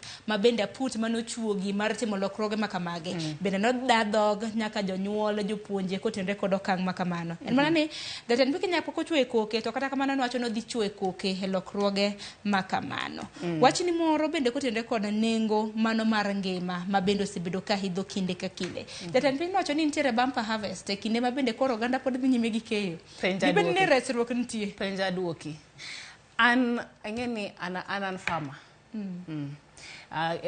ndalo mang'eny anyisoga youths ni as much as ni koro sani sirkand ni chal ka gima ok dwa miyowa employment to kapo ni nigi puodho dala kachacha kata janyuol nigi puodho moro momiyi kata inyalo yudo kaka inyalo nyiewo puodho kata inyalo kodesha puodho puodho nigi pesa chak kachacha nitie jok ma gin millionaires to nikech mana puodho koro seche ma jatend piny wacho ni nitie bump harvest nikech ochiwo fertilizer manono an kipenja kata wach mar oduma ing'eno ochiwo fertilizer mar oduma kisechiwo fertilizer to mokwongo kotimo kata gimiluongo ni soil sampling koro ng'ama nonyisa ni for example areas kuma Esea kuchacha mane awach ni maybe a few farmers handful kama mo gin needy farmers mondo fertilizer nikech ing'eni Sharon fertilizer ni ka for example one of the companies managi contract ne uso fertilizer wach ni gimoro 6,000 to sirkal no dhi keto the National Cereals Board kachacha idhi tinyo fertilizer 3,500 sani ndo duoke piny nyaka 2,500 apenyi 2,500 no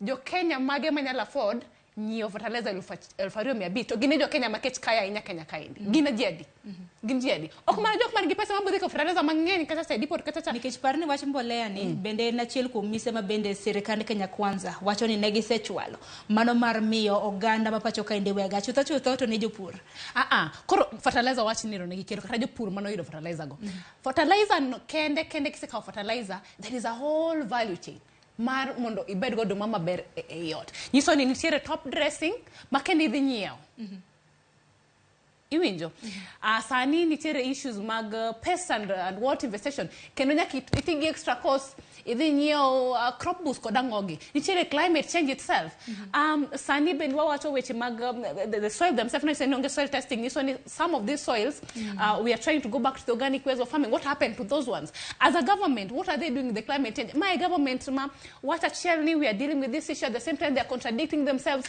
where is the balance awacho ni chiwo fertilizer okene tieko kech e kor gwenge ma Kenya kaindi ang'e mine mang'eny mantiere villages kachacha fertilizer no kata duma manono mananeno ka serikande mamoko ma kor gwenge chiwo kata counties no giyudo nikech gin ne gionge pesa kata accessibility ne gionge koro gin kegita meda kagi koro it's very wrong for a government naneno kata jatend piny wacho ndalo ma aken no dhi country mano dhi to wacho ni Kenya ka sani wan gi food feeding program mag student nyithindo te chiemo ben mana temro mane timi counties ariyo para mabende okti Nairobi ka ang'e skunde mopogore ma nyithindo dhi kech kionge pesa ma janyuol mi mondo chiemo ko lunch time to nyathi bedo kech why are we lying as a country fertilizer as a government mano kata kawuono karomo gi the president an kaka youth abonyisa giving us fertilizer or those kaka ne giwacho ni it was a part of their subsidy program mano okotieko kech there is a whole lot of things manyaka to watim mondo wa increase our food basket as a country ang'eni wach mar kech bende lokruok mar kor lwasi bende chwalo piny Kenya na achiel kuom pinje ma bende oro no kwako koltenre kod oro makamano seyo ma bende jatend piny Kenya bende no bedo godo en wach ma bende no chiwo mar ng'ado yien e bunge ang'eni wach makamano bende no sechunge doho bende en bende no wacho ni nokong'iso oganda mar mondo mi otho ng'ada yien nocho bana ni yien motegno mane wach mantiere wale sani nako tenre kod mano e kinde thuolo mabiro gi sani yienwa mar mondo mi wakaw yo matin e okang' mar ariyo waduoge twak kik dhi mabor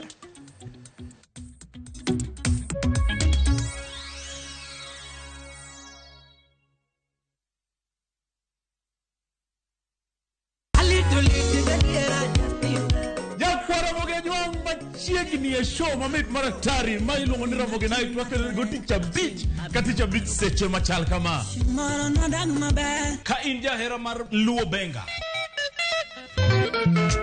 kata ajawa wakelo ni ngolo mobedo piny mayueyo mana mo lunga ni kolo con instrumental kaberni be inyalo lunga ni boy handsome within and without boy handsome moment away aroji bed and breakfast sama pekni tilunga ni ngenya the entertainer kaka pile nyakona mogejo wacho ni kete manaka Ramogi Night Teacher Beach ka Teacher Beach sang'wen otieno. Veke Ibambe na View Travel. Masai Mara or Amboseli from 14K, Savo or Samburu from 24K, Mombasa, Diani or Malindi from 14K, self-drive deals from 3K. Dubai and Zanzibar from 560 USD, Mauritius or Seychelles from 1,000 USD, South Africa and Thailand from 1,080 USD, Malaysia, Singapore and Egypt from 1,200 USD, and Maldives and Santorini from 2,000 USD. Call 0703 254 254 for bookings.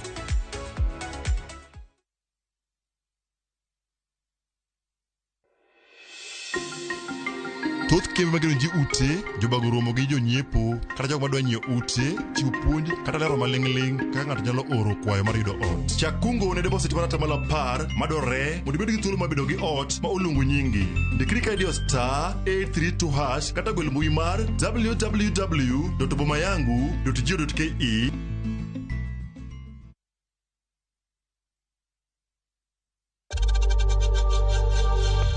We know times are tough, so save money by buying airtime from M-Pesa to any network with zero transaction fees. Dial *487*2# and get your airtime PAP with zero transaction costs.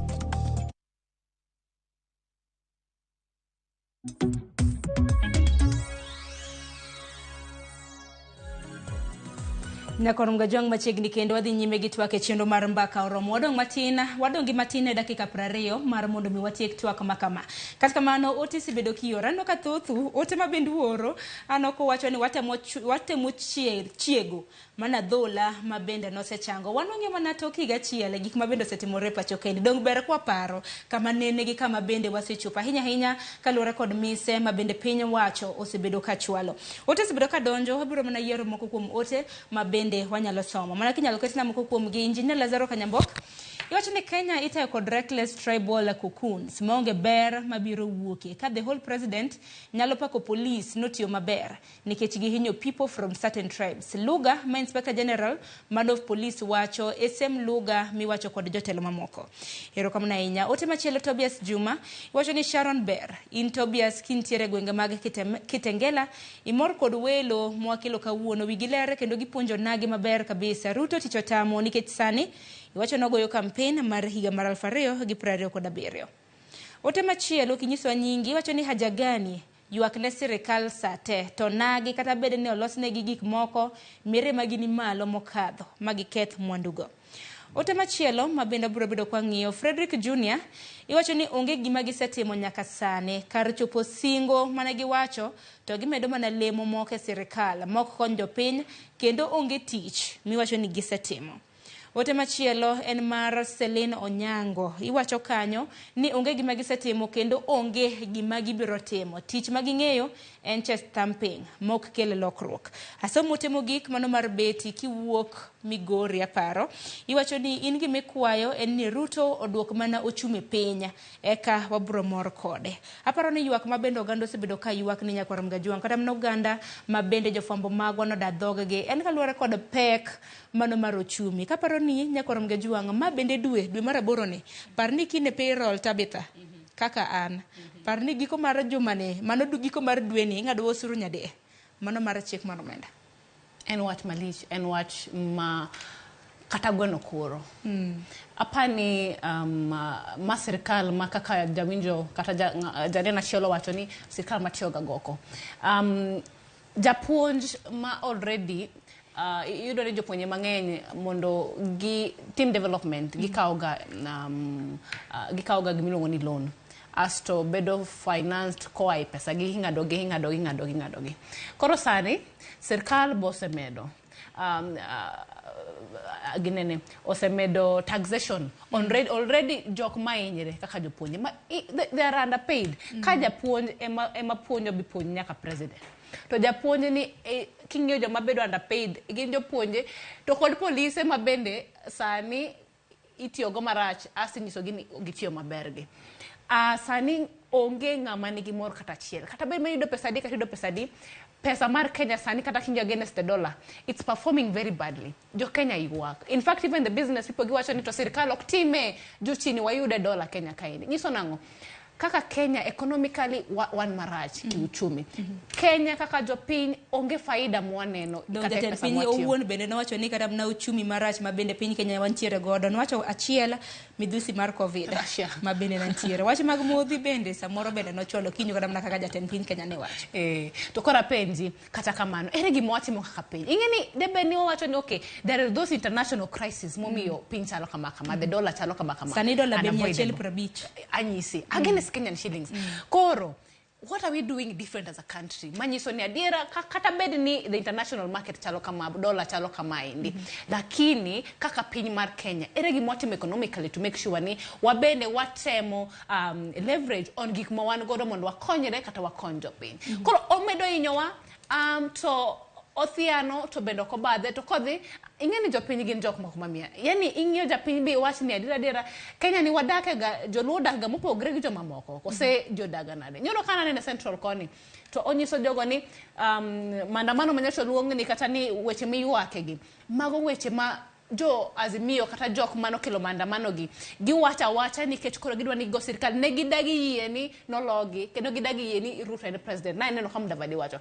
Mudavadi kaka sidi prime cabinet secretary mokuongo position mare ni en position wacha pesa mang'eny Kenya kaendi ma obende nyaka chiege ni gi position ma bende Kenya kwanza dwaro mar mondo miyo losi apise ne elalruok ma bende dhi nyaka wawe wach ni nikech en achiel kuom jok apart from the 50 something CIS mano yerka gine jok machamo pesa to onge portfolio magi maber magi timo ere tofauti between tich ma David timo gi tich ma ngane tiyo ma deputy president tiyo nyiso ni magi pesa ni moko machamre achama ka to nikech koro be nyaka ogad tije oko won behalf of Kenya to ka gidhi giwuok gi jo Kenya kanyo na ka giwacho to jo Kenya winjo kendo wacho ni they seem to be convinced to ka gidok to ginindo kech tije onge kora pani sani kumwantiere ni kaponi kwachako higa manyien gi sirkanda ni ok gibiloko bagi tim gik manyalo kelo ngima mondo bed mayot to dhi bedo matek kendo jopiny ko nyisi ni gidhi jopiny moro na winjo ka wacho ni afadhali adhi e maandamano ng'eni polis bogoya timaka abo dhi e sel to kanya nindo kech kata abo tho nikech kuma jopiny chope bawachi ni afadhali kata polis nega gi magina nikech kamane ka gitimo nyiso ni jopiny lose hope erokamano Tabitha ing'ene kin thuolo mar dakika 7 ma bende nyiso ni wadongo dang'eni higa achiel tok yiero nitiere weche mathoth ma bende wanyalo poro ang'eni nyaka sani higa achiel tok yiero chakre ne wayier sani kata mana IBC kacha onge ji commissioners onge manyalo tayo kata mana weche mag yiero kuom ranyisi nitiere kar chugor bura mano ma Banisa mano mantiere county ma Mandera jaod bura mare no tho gi jotelo mamoko bende oselalo ngimagi kinde mamoko ben nwaneno kata na chieng' wuok tich MCA mano mung'ere kaka Elijah Osiemo mano MCA ma Nyamaiya mantiere Nyamira bende nowito ngimane mano bang' ka bende noseyudo masira marapaya iwacho ni koro kata na ka jotelo makoro osebedo kata na kalalo ngimagi nyaka sani kar chung' od bura wards mopogore opogore onge koda MCAs wira nikech waonge koda IBC commissioners sani landruok mabedo osebedo kadhi nyime gi achiel kuom okenge mane beni lose nikech to nobedo azimio wacho ni commissioners nyaka yiero yo makare mok nind gi sirkal anadiera to penjo moro mabonya penjo kanyo en how sure are they ni kata koro ingeni pesa lodhano wayiero kata azimio kelo joge Kenya kwanza kelo ge wabedo gi selection ma commissioners yo mayanga to how sure are we ni joge dhibo serve for interest mar Kenyans but kata kamano wach matimre masani wayudo ni nitie jotelo motho kata moko no tho to onego be ni constitution kama nisa ni dwe mar adek mar higa nyaka sani dweche buora the constitution wacho ni Kenya we have a representative type of democracy nikech we can have the option of direct and indirect. Koro wan wabedo represented directly kolure gi jok mwayiero mondo dhiyo ginene kata. Koro jopiny ma Banisa gi for example gi jok mamoko mane jotelo gi othogi ginere ng'ama present grievances gi so that means we are going back in terms of even representation of the people because function major and oversight representation kodang legislation jopiny they are the ones who are suffering an kaneno kaber to apani ma wach ma kaka ne joge wacho 30 days is even more nikech gini dine watieko chonde beni goodwill nentiere dikoro sani waonge wach ma bipartisan dikoro wase decide way forward and I'm just wondering no chuno ni nyaka the former president man Nigeria manyaka bi Kenya koreka wangeni wan gi internal issues mondo beni wa solve how are we looking nyocha for the very first time pinyni nyaka na chak winjo news Kenya pinyni e kaneno ni nentiere the president mar Tanzania no biro Kenya kaendi so the president and the state house is denying ni noko biro what are we really doing as a country? What are our ties with international relations? Apani sani wan kumarach nyaka wayen wan kumarach igani 1 year since election since na wayiero jatelo wasebedo kwatiyo marach. Kwase yie kanyo be nyaka president ochako yie kaka neno kosechako yie ni to mondo okelwa e table. Deni nyaka naka jatend piny kana lose gwenge mag Masawa ngino diche maka uno tieko limbe mare gwenge mag Masawa kaka nasenyiso nyakwarom gajwang limbe mano chako chieng' ngeso mano mar juma mokalo. Kata naka no loso chal ka gima koro ogore piny nikech kata mana kiwinjo ni twak e kindgi mano Kenya Kwanza gi Azimio chal ka gima koro chal ka gima issues kata mana weche ma Azimio dwaro mar mondo migi lose oyie mar lose mana kaluwore gi wache weche mag handshake mosruok ma bende kata mnogai mar Azimio wacho kinde ka kinde gi nok gidwa mar ariyo bende giwe weche mag ng'anyo kokamano to bro winjo dwaro mago mag Azimio. Daktari nen kata no wacho gimoro achiel ni kata in other countries developed countries kapo ni nitiere wach bang' tulo kata ka onge wach bang' yiero kantie tulo to gidoga piny to gibedo gimoro ni consensus and waneno ni wanyalo tiyo nade kumoro achiel. Man, that is what these are gentlemen ilongo ni gentleman agreement for the benefit of the Kenyans kata benefit of that particular country. Koro mano kulongo ni handshake mano kulong ni handshake. To kapo ni ingeni na winjo ka jatend jatend piny owacho be na winjo ko gwelo kumoro ka jato wacho ni apani president onyiso jatend piny owacho maruto ni ingeni jo central oktiga maber gi betrayal. E momiyo kane former president Uhuru Kenyatta no betray to ne wamiye adhabu kuom siri nikech nosekedi kaendi. Koro bende neno kogo siasa mondo obende kikwe oko. Koro magi jok motero siasa kacha onge development agenda. Koro en mana siasa ma apani ka beto nego room to mondo jogi chak tich. To wacho mosruok ma bende koro lokore wer nikech kweth mar Kenya Kwanza nyaka jotelo magi wacho ni gino gidwa mosruok. Azimio ka bende wacho no gidwa mosruok. To bende jopiny nyalo bedo godo kar mana gi jotelo mamoko nikech chakre kinde mar mosenindo mano mane jatend piny Kenya pacho ka Kibaki waneno nusu mkate. Waneno kinde mar Uhuru waneno handshake. Sani koro wantiere kinde mano mar Ruto. Ema mene samoro jopiny jotelo samoro de wacho ni sako so samoro gisoko wach handshake ni. Ma bende giwacho ne ok gidwa. Koro wan kata gi at the end of the day be partisan ne kodhi mbele bag succeed bag joge winjre nyaka to bibedo gi mosruok. Koro kaka gidwa longo mosruok no to kodwa ng'eyo. Sani Obasanjo bende osewuok ka yanga mariwo winjo kaka gidwa longo handshake mosruok ni kaka gidwa longo ni handshake obadhogi. Kaka gidwa longo ni nusu mkate to nyalre that is okay. Makoro handshake ma dhi bedo ka but gidhi miya nying moro ok ma handshake. Wan maonge wach bora ni jok mabedo involved, especially Kenyans. Their issues are tackled, high cost of living of the pain, aso wangera tiro mar elections ma Kenya kaka timre mondo kikwa dok mo. En manani nkitangeni wadhi nyime gi tieko twak makama manani sema ngado wang. Nanyo kata na issues wacho na agenda mabende no pedhe mesa. Kinyo mar Kenya Kwanza, kinyo mar Azimio. Azimio naneno kata na ka agenda margi en kaluwore kod pek mar ngima na gin agendas abich. Achiel en pek mar ngima, ariyo en weche mag IBC kaka nyalo tim lokruoge mokone kod kocha, adek en mar servers. Wach mar nyoni yiero bende nota e yo mahuyanga par ni maen kinde thuolo mar higa achiel bange. Mar ang'wen giwacho political interferences. Wang'eni nitiere moko kuom jotelo mag Azimio ma bende jo Azimio wacho ni kata mna seyo ni osebedo ka nindo kod sirikal mano mapacho kaende. Bende gidwaro weche mag kiogi ong'eyo makare mano dwaro mar Azimio. Kwang'yo Kenya Kwanza mokwongo weche mabende gidwaro issues mage en reconstitution mar IBC mar ariyo nikech wang'eni nyaka sani IBC commissioners onge. Mar ariyo gidwaro weche mag two-third agenda mar implementation mano be chiegni gi jopiny adier. Mar adek gidwaro entrenchment mano mar CDF. Ginyanene bende wach mar ang'wen wach mar leader of opposition na peace mano mar jatend kweth mapingo piny Kenya. Mar abich mabende na gidwaro en embedment mano mar office mano mar jatend jotend migepe Musalia Mudavadi manyaka sani wang'ino ken kaluwore kod chik. Kinyo kata mna issues mabende kore dhi pedhe mesa. Kiwinjo kata mana Kenya Kwanza kaka lose gidwa lose wach mar pek mar ngima o gidwa lose wach mar servers to akli bedo. Apani two things. Number one, kanyo onge goodwill already. Kada king'iyo ng'ama tayo kweth mar Kenya Kwanza Kimani Chungwa already neno kanyo nitie dhi peta gi weche mag siasa gi yaro ka kod kacha. And gik magi kele mesa gi to that general from what perspective. Ingeni Kenya Kwanza manifesto mar gine wasomo. To gima the president no wacho, kata Ruto no wacho, ka campaign any 2000 general cha, odi make sure ni obetie. Gino kwanene cabinet and other sectors. So it's a failure of their own. Wano kodwa bire mesa no we watch failures. Magin kaka government. To 2000 general nyaka team, nyaka lose ko man implementation. It's implementation. Watch moko bendo kudwa kara mna ni SMS. Mago is waste of time. These are buying time techniques. Nikech gibo wacho ni jogo kudwa winjo weche wa. Nikech ingeni weche gito ka longa dira to gin tangible issues monego benisa ni wabet piny wawuoye to Kenyans are really suffering tangible issues momi odhiga maandamano. Koro these are pulling time technique. Gidwaro ni ginyeo sa mondo kendo wadok kacha di jo azimio gidwaro winjigi lakini gino gidwa winjoji. Lakini king'iyo maber, how does the office magine manegi create mar Musalia Mudavadi concern the people of Kenya? To gine manegi create ginengo mar ngima masani jopiny wak macha. How does it concern us?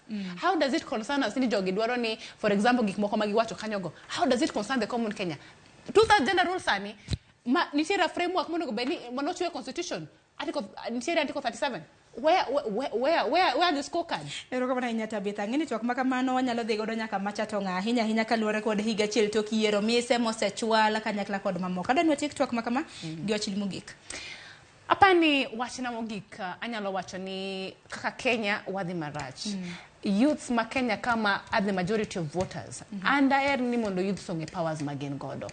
Power ma gin godo maduong' nikech wane mang'eny gin mine gi yudhe en dhiga election voting kachacha to gigo kura ni jotelo manyalo kelo change. Koro sani wang'i churu maber kabisa. Kata mana ka ng'adi kata mana mesa ka jokanya par abich mawuok e Kenya Kwanza gi abich mawuok e kweth mar Azimio. Ineno kata mana rawere kanya. To mine gi nadi? Mine taneno ka Kenya Kwanza oketa Azimio oketa chia. Why? Is that 2/3? Watieki. Dongine no kanyo. Already there is the disparity. Koro adwa ni mondo jo Kenya watema kama wanyalo as to kaka ngima tekni wachiura tema tek. Kin gi puodho to in kaluo kachacha in gi puothi moro pura weche mag siasa ka gi kacha to wamedura meda mondo waherre uru. Nikech sani adiera kineno kanya wadu nindo kech to kikiwenya wadu nindo kech. Kata kamano wang'i uru ahinya mondo kwadoke yiero kata jok ma owito jotendika gidhi yiero jotelo manyalo kelonwa hope as a country. Nikech kumwachi kaka Kenya ni wadhi marach ahinya. To kom jotendwa weuru watemere uru kano wayieri mondo idhi e parliament kacha mondo I represent the interest of Kenyans. Nikech okonyal wuok wateni jo 47 million or so Kenyans ni wadhi e parliament kacha wate emomen wayieri kacha. Let us hear our voices being heard ok magi kata mar sirkal. Tabitha goni rok mana inyang'e ni nitiere weche mabende mopogore mabende dina pod walose manane semo seng'adowa. Ero kama inya kumbire chwako kiny makawuono. Kar dhogi kanyo ka bende wacho ni jopiny manindo kech mar mondo mi japiny ma samoro nitiere gi nyalo yuto mar mondo mi okonya wadgi. Anaparo na weche mag somo nikech jopuonjre mathoth. Nang'iyo kata mana nonro e gwenge mag Nyanza jopuonjre kata mana bende nokondikore mar yiero courses. To gitimo maber. Gima na litna mogik moko bende wacho ni ok yiero courses ni gionge siling 1,500 magidonjo godo e mbui mar KUPS gi chul kacha. Wach moro malit. Iwacho ni nyakwaro mgajuang kin malo to ng'anya wadu nitiere piny inyalo neno yo minyalo ting'e godo malo. Tabitha ero kama na inya. Nyakwaro mgajuang gi kanyo bende makelo wa giko mar twak dakika 2 kende modong mar mondo mioro msabich mar onyango. Chenro makama nochako sa 12 mar okinyi gi nyawadwa Cleophas Oluoch. Gisani watieke gi kidienya mano mar mbaka oromo. Kaparo ni midhiambo makawuono chakre sa 1 TV mar Ramogi kanyakla kod TV mamoko kaka Inoro, Citizen gi nyakalondo magwa mantiere Royal Media Services ka wadhi bedo gi twak makende ahinya mar nyochala mano mar weche mag somo ginore mag bende gi dhongere watiso ni the big conversation korikete mana kanya korom gajuang mondo ing'e nena matuti kaka janyuol ang'ene jumani nyithindo moko seloro sikul moko bende dhi kaloro ing'ene ni lokruoge mopogore ma bende aput mano chuogi mar kelo lokruoge ahinya sekta mar somo gin mage bende osechako tiyo mathoth kuomgi ibro bedi kiporo ni kanyo chakre sa 1 nyaka sa 3 mar otieno. Koko mano anakoyo ni odiochieng' maber warad kendo odiochieng' makinya ka Ruoth Nyasaye otelonwa. Nyinga en Sharon Ng'ao, orituru masane.